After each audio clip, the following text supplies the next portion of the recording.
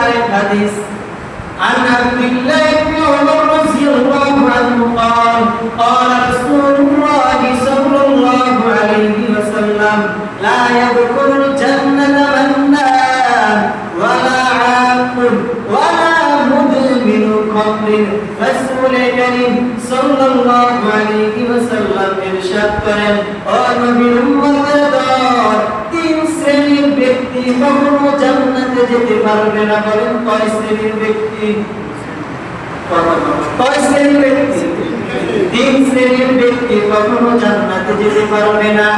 এক নাম্বার হচ্ছে ওই ব্যক্তি জান্নাতে যেতে পারবে না যে ব্যক্তি আরেক মুসলমানের উপকার করার পর ফোঁটা দেয়, ওই ব্যক্তি কখনো জান্নাতে যেতে পারবে না।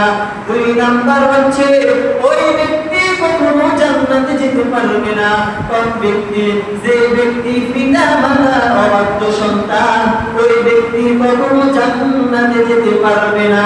তিন নাম্বার হচ্ছে ওই ব্যক্তি কখনো জান্নাতে যেতে পারবে না যে ব্যক্তি নেশা করে, ইয়াবা বাবা ট্যাবলেট খায়, ওই ব্যক্তি কখনো জান্নাতে যেতে পারবে না।